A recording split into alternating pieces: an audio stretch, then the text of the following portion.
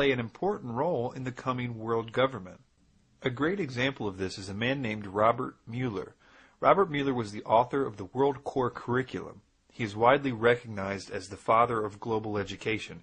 For 30 years, he was Deputy Secretary General of the United Nations.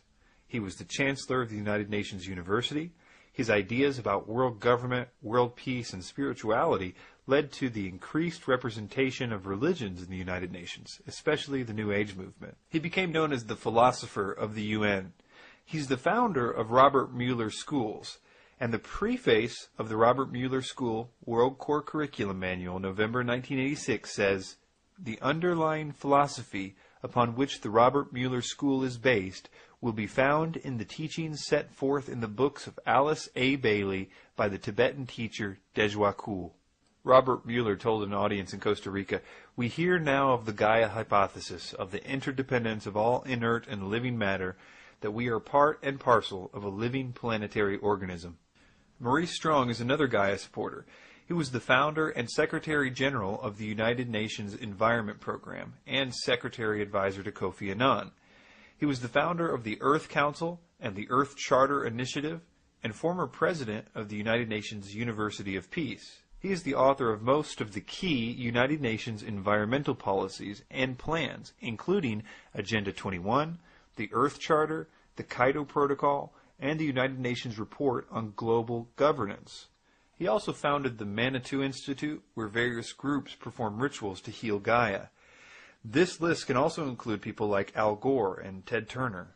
So I'm saying that there's a connection between Alice Bailey and the idea of Gaia, or the Earth Spirit, and the New World Order agenda. And to understand it, we should listen to a quote from David Icke about what the Earth Spirit does when people aren't ready to evolve. It says, quote, "This is how the split in Atlantis occurred, and as it did so, the energy system and the roof of light became less powerful. The Earth Spirit decided, with guidance from Rikorsky and the Godhead, that rather than see such a wonderful people continue to fall down the frequencies, she would create the physical changes that would end Atlantis.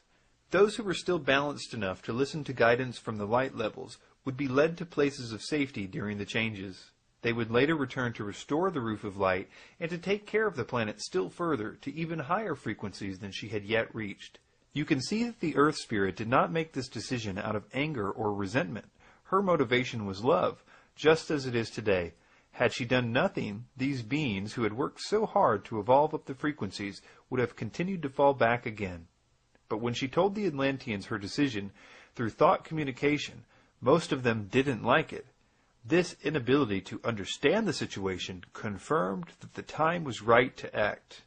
Although, according to Icke, this was cut short because of the moon being thrust into the Earth's atmosphere, this would not be the first time that Gaia had tried to commit an evolution-specific genocide, according to Icke.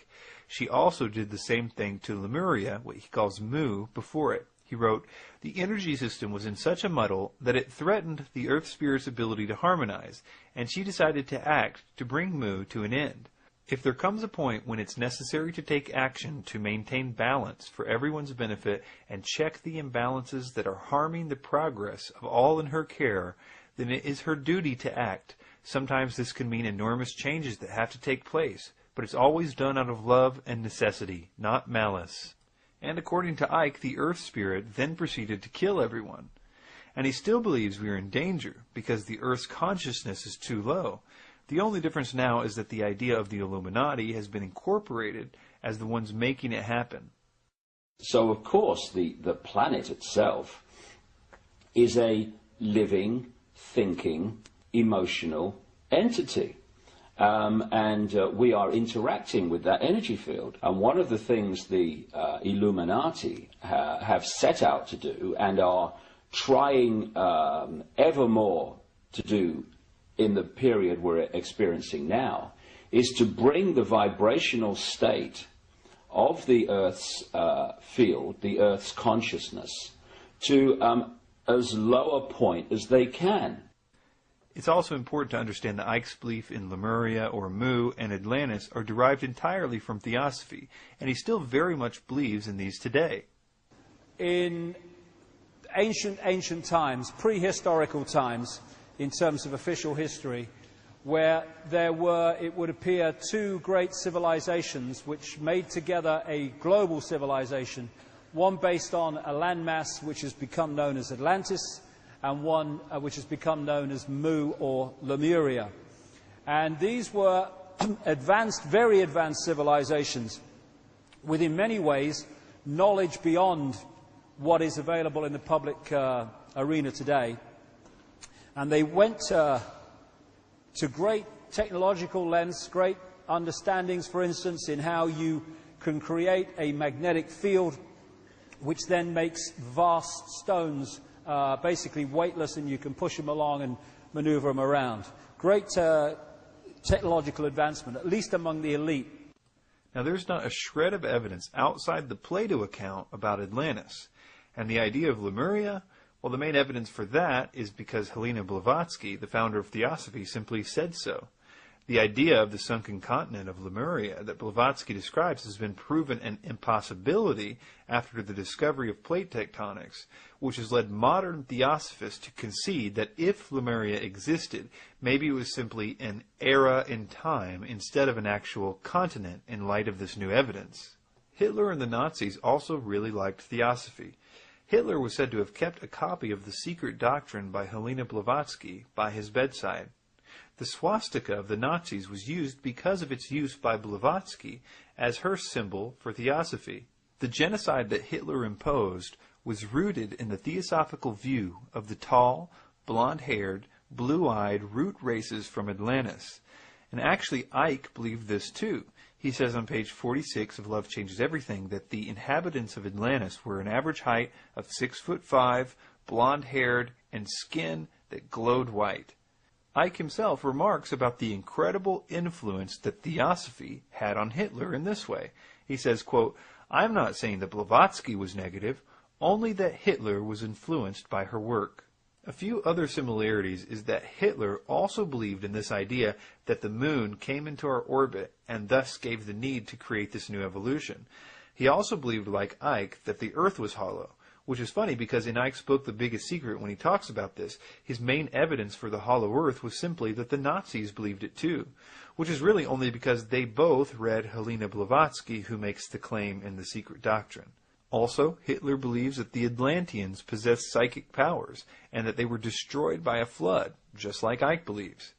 It is this desire of Icke's to get back to the Atlantis evolution that is at the core of his teachings today. To demonstrate this, listen to Icke in this recent lecture read a message given to him by a spirit in 1990. We find in another place that Icke identified this spirit as Magnu, who he said was from Atlantis. Listen to Icke explain first that Atlantis was destroyed and how the ultimate objective is to attain the powers we once had in Atlantis. In 1990, I experienced this, and it stood the test of time in my experience.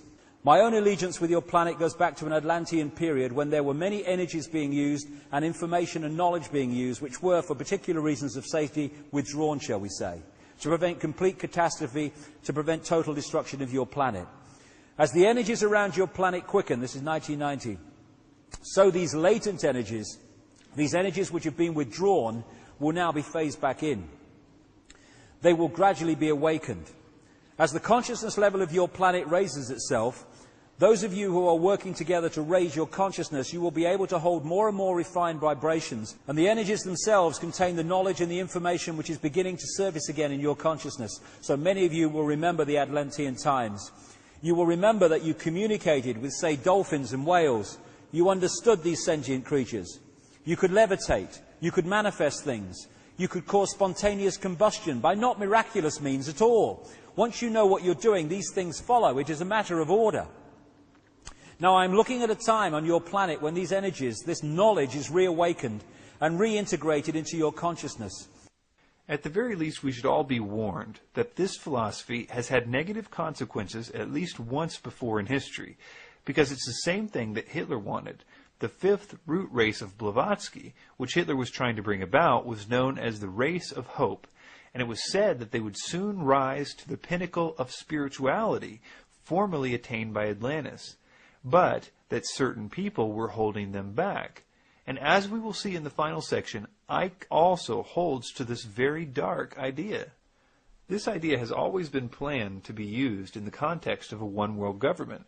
33rd degree Freemason Manly P. Hall said, "The new Atlantis sets forth an ideal government of the earth. It foretells that day when in the midst of men there shall rise up a vast institution composed of the philosophic elect, an order of illumined men, banded together for the purpose of investigating the laws of life and the mysteries of the universe. The age of boundaries is closing, and we are approaching a nobler era when nations shall be no more, when the lines of race and caste shall be wiped out, when the whole earth shall be under one order, one government, one administrative body." Another similarity is the contact with the so-called spiritual hierarchy. As we have seen, Icke is in contact with a plethora of spiritual entities, even up to this very day.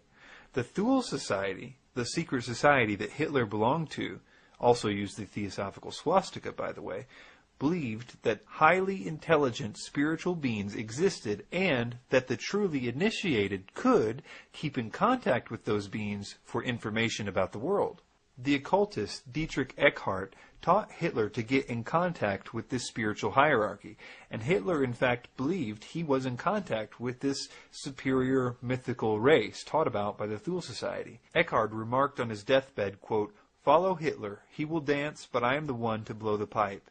We have given him the means to put himself in communication with them." The T is capitalized.